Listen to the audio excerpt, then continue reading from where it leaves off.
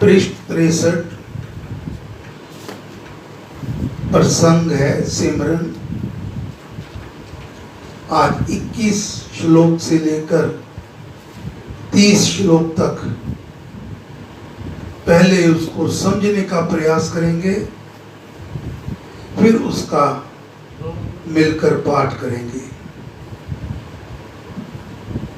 63 पृष्ठ 63 21 श्लोक से लेकर 30 नंबर श्लोक तक।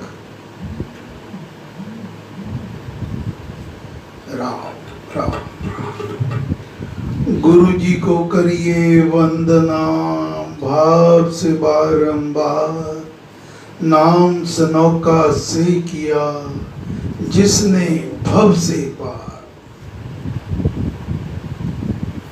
पिछले 2 रविवार से प्रसंग चल रहा है सिमरन। इसके अंतर्गत श्री स्वामी जी महाराज हमें समझाते हैं कि हे प्यारे, तू अगर भगवान को पाना चाहता है, कितनी बड़ी गारंटी दे रहे हैं। इच्छा साधक के ऊपर छोड़ दी, फैसला साधक के ऊपर छोड़ दिया कि अगर तू भगवान को पाना चाहता है, अपनी आत्मा का परमात्मा से मेल करवाना चाहता है, जीवन में सब प्रकार के स्थायी व अस्थायी सुखों को पाना चाहता है, सब प्रकार के कष्टों विघ्नों को हरना चाहता है, सब चिंताओं को दूर करना चाहता है, तो उसके लिए मार्ग बता रहे हैं। नित्य प्रातः काल सायंकाल हर समय भगवान के पतित पावन नाम राम नाम का सिमरन किया कर। बहुत सरल साधन है कि प्यारे, तू उठते बैठते सोते जगते चलते फिरते हाथ से अपना काम काज करते हुए तू मन से राम नाम का सिमरन किया कर। सिमरन में सब सुख बसे, सिमरन में हरि आप, वहां नामी निवास है, यहाँ नाम का जाप। साधो जपिए नाम को, वही भला है काम, करो कमाई नाम की, मुख मांगा लोगा। जितनी आप राम नाम की कमाई करोगे, फिर तो आपको कहना भी नहीं पड़ेगा। मन में भाव बाद में आता है, पहले वो पूर्ण कर दिया करती है। मुख मांगा लो दाम। अरे तू सोच के तो देखना, तेरी हर इच्छा हर मनोभाव को प्रभु पूरा करते हैं। अब सिमरन के बारे में ये बड़ा गंभीर विषय है और संत महापुरुष भी इसके बारे में समझाते हैं कि सिमरन साधक भक्त की आंतरिक साधना है। ये किसी दूसरे को दिखाई नहीं देती।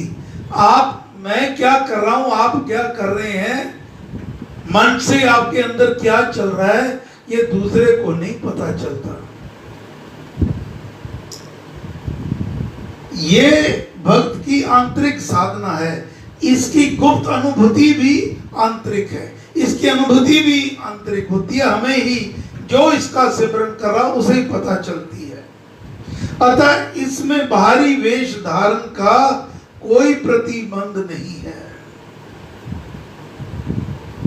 यदि सुमरन श्रद्धा एकाग्रता और मनोयोग से ना हो तो बाहर के अलंकार, बाहर से आपने जितना मर्जी सुंदर कुर्ता पहना हो गेरुए रंग का, माथे पे बड़ा तिलक लगाया, क्यों ना तिलक लगाया हो, कंठी माला जनेऊ इत्यादि, ये सारी चीजें तो मात्र प्रदर्शन पखंड रह जाता है अगर आपने मन से एकाग्रता से भावना से राम नाम नहीं जपा। इसमें समय और स्थान का कोई बंधन नहीं है। हर वक्त आप कर सकते हो, कहीं भी कर सकते हो। आने जाने वाले हर श्वास पर प्रभु के नाम का सिमरन करना चाहिए। ना जाने ये श्वासों का क्रम कब टूट जाए। ये जो हमें मानव चोला मिला है, इसमें बहुत ही एक निश्चित श्वासों की पूंजी हमें मिली है। हर श्वास के साथ ये घटती जा रही है और ना जाने ये कब श्वासों का क्रम, श्वासों की माला टूट जाए। आपके द्वारा जपा हुआ राम नाम ही आपका सच्चा सखा है, साथी है, मित्र है, हितकारी है एवं शुभ प्राणी है। ना के इस लोक का, परलोक का भी। आज से पहले भी जितने युग बीत गए उसका भी ये साथी था और जो आएंगे वो तब तक भी आपका साथ देगा। सिमरन राम नाम है संगी, सखा स्नेही, सिद्ध शुभ अंगी। युग युग का है राम सहेला, राम भक्त नहीं रहे अकेला। और इसी बात को कबीर साहब समझाते हैं। श्वास श्वास पर नाम ले, वृथा श्वास मति खोए। ना जाने इस श्वास का आवन होए ना होए। हे प्यारे, हर श्वास के साथ राम नाम का जाप किया कर। पता नहीं ये जो श्वास जो अंदर आप ले गए हो बाहर भी आ पाएगा कि नहीं। आज के प्रसंग में महाराज समझा रहे हैं कि मन तो चंचल है, पारे की तरह तरल है, कभी भी कहीं भी टिकता नहीं। जो मिल जाए उसमें प्रसन्न नहीं होता, जो नहीं मिला उसके पीछे भटकता रहता है। मन तो तरह तरह की मैल से भरा पड़ा है, जम जमात। इसमें तो ना जाने कहां कहां के मलन विचार भरे रहते हैं। इन सब वासनाओं को मन से दूर करने के लिए, मन को टिकाने के लिए नाम जाप ही सबसे उत्तम साधन है। ये स्वामी जी महाराज फरमा रहे हैं।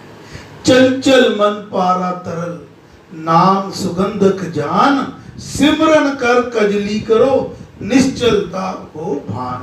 घट को खाली कीजिए, काढ़ वासना दो। अरे इस घट मंदिर के अंदर जितने बुरे विचार, मलिन विचार भरे पड़े हैं, जब तक उनको हम खाली नहीं करते, अगर घड़ा पड़ा हो तो उसमें ऊपर कुछ डालेंगे तो बाहर ही बह जाता है। जब तक घड़ा खाली नहीं होगा उसके अंदर कोई चीज हम नहीं डाल सकते। महाराज कह रहे हैं घट को खाली कीजिए, काढ़ वासना दूर, वासना के विचारों को दूर कर, सिमरन मोती डालकर फिर करिए भरपूर। फिर उसमें राम नाम के मोती डाल दे, मोतियों से अपने हृदय को भर दे। पाप पवन अति ही मलिन, मन घट में भर जाए, नाम प्रेम की पवन से रखिए शुद्ध बनाए। आगे महाराज फरमाते हैं, हमें चेतावनी दे रहे हैं, जो प्राणी राम नाम नहीं जपता भजता, उसका भजन पाठ नहीं करता, सुमरन नहीं करता, क्या शब्द इस्तेमाल करा है, वह तो मरे समान ही समझो। देखने को तो लगता है वो श्वास ले रहा है, जैसे सुनार के पास, ज्वेलर के पास धोकनी होती पुराने टाइम पर। अब तो नई नई मशीनें आ गई हैं। धोकनी में वो फूंक मारता है और वो चलती है, ऐसे लगता है श्वास ले रही है, लेकिन असल में उसमें प्राण नहीं होते। तो जो प्राणी श्वास भजन पाठ नहीं करता वो तो मरे ही समान है। श्वास तो उसके चल रहे होते हैं, परंतु अंदर से वह जीवित जागृत नहीं होता। उसका शरीर तो काठ के समान है, लकड़ी के समान है, करीर कंटीली झाड़ियों के समान ही है। जो ना भजे हरि नाम को, है सो मरे समान, धौंकनी ज्यों सुनार की, ले सांस बिना प्राण। जैसे सुनार की धौंकनी होती है, जब अभी अभी मैंने कहा कि सुनार उसमें जब फूंक मारता लग से प्रतीत होता है वह सांस ले रही है, परंतु वह तो निर्जीव है। आत्म बोध से हीन जो जपे ना नाम सुपाठ, कथनी करनी फोक है उसकी काया का। जो राम नाम नहीं जपता, जिसको अपनी आत्मा का ज्ञान नहीं है, उसकी तो कथनी करनी फोकी है, कोई उसमें तत्व नहीं होता, वो तो उसकी काया काट की भांति है। पत्र पुष्प शुभ नाम बिन, काया कही करीर, सिमरन चिंतन ध्यान बिन, नीरस सभी शरीर। इसी बात को कबीर साहब ने और भी कठोर शब्द यूज करे। ये जो संत महापुरुष होते हैं ये हमें समझाते हैं। उन्होंने तो यहां तक कह दिया, चाहे कोई कोड़ी क्यों ना हो, कुष्ठ आश्रम में जाकर देखो, हम 2 साल से वहां जाते हैं, उनके जख्मों के ऊपर आप इलाज तो क्या करना उनका दूर की बात है, उनके पास बैठना तो दूर की बात है, उसको कोई देख भी नहीं सकता, इतनी गलानी आती है, क्योंकि उनके जख्मों से रक्त चाम चू चू कर पड़ता है। महाराज कबीर साहब फरमाते हैं कि चाहे कोई कोड़ी क्यों ना हो, जिससे रक्त चाम चू चू कर पड़ता हो, पर हो वह राम नाम जपने वाला, परंतु वह राम नाम जपने वाला हो, वह तो उस स्वर्ण की भांति स्वांग सुंदर शरीर वाले से कहीं ज्यादा भला है, जिसके मुख में राम नाम नहीं है। क्या शब्द इस्तेमाल करें? राम जप्त कुष्टी भला, चुई चुई परे जू चाम, कंचन दे किस काम की, ये कंचन दे किस काम की, जो मुख नाही राम, जिस मुख में राम नाम नहीं, उस दे का क्या करना, वो तो उस कोड़ी से भी क्या गुजरा है। महाराज आके समझाते हैं, हे प्यारे, प्रभु के नाम सिमरन तो सरल है, ये सहज योग है, बाकी योग तो बड़े कठिन हैं, शरीर को कष्ट देने वाले हैं। हरि के नाम सिमरन से हरि का धाम मिलता है और सभी रोग शोक दूर हो जाते हैं। स्मरण योग कहा सुगम, कठिन अन्न है योग, हरि दर्शन हरि धाम दे, सिमरन हरता रोग। आखिर में महाराज समझा रहे हैं, भगवान के नाम सिमरन मन से करना होगा। इसमें मन कैसे लगाना, उदाहरण दे रहे हैं। नंबर 1, जैसे एक पनिहार होती है गांव में, लेडीज देवियां घड़ा सिर पे रखा हुआ और कतार बनाकर, लाइन बनाकर आपस में बातें करती जाती हैं, लेकिन वो कतार को कभी भी नहीं छोड़ती, उनका ध्यान घड़े में रहता है और घड़ा कभी उनके सिर से नहीं गिरता। जैसे अपने हंसते खेलते बातें कर रही है, लेकिन ध्यान उसका घड़े में रहता है। दूसरी उदाहरण दे रहे हैं हिरण की। ये एक पुरानी विधि है हिरण के शिकार की, क्योंकि हिरण बहुत तेज दौड़ता है, इसको दौड़ के पीछा करके तो इसको मार नहीं सकते। तो जो चतुर शिकारी होता है वो एक प्रकार की बीन बजाता है। हिरण को वे बीन बहुत प्यारी होती है, वो जब उसकी सुर ताल को सुनता है, उस बीन को सुनता है, तो वह अपने आप को भी भूल जाता है और उसकी तरफ खींचता आता है और शिकारी मौका देकर उसका वध कर दिया करता है। उसका ध्यान इतना उस बीन में होता है कि उसे अपना आप भी नहीं पता होता। इस तरह ध्यान राम नाम में होना चाहिए। और तीसरी उदाहरण दे रहे कंगाल की, जिसके पास धन की कमी हो और थोड़ा सा भी धन कहीं से आ जाए, उसको कैसे संभाल के रखता है।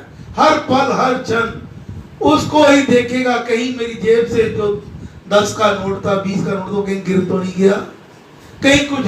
जय महाराज कह रहे हैं कि जैसे उसका ध्यान धन में लगा रहता है, ऐसे ही साधक का ध्यान सिमरन में, भगवान के नाम के सिमरन में लगा रहना चाहिए। सिमरन में मन कीजिए, घट में ज्यों पनिहार, चले हंसती सखी से चूके नहीं लगा। सिमरन में मन जोड़िए, सुर में हिरण समान, जैसे हिरण सुर में ताल में उस वीण की आवाज में जोड़ता है। सुने बलि के गीत को, शिकारी के गीत को सुनता है। एक ध्यान धर कान, चित्त लगावे भजन में, धन में ज्यों कंगाल, छिन भर तो बिसरे नहीं, पल पल करे संभाल। बस आज का सार, सदा मन लगाकर मन से प्रभु के नाम का सिमरन करो, ध्यान करो, हाथ से अपने काम काज करो, अपना कर्तव्य कर्म भगवान की पूजा समझ कर करो, अपने कर्म परमेश्वर अर्पण करके करो, और फिर देखना आपका ये जीवन ही बदल जाएगा। हे राम, हे गुरु महाराज, हम सब आपकी चरण शरण में हैं। कृपा करो, मेहर करो, दया करो।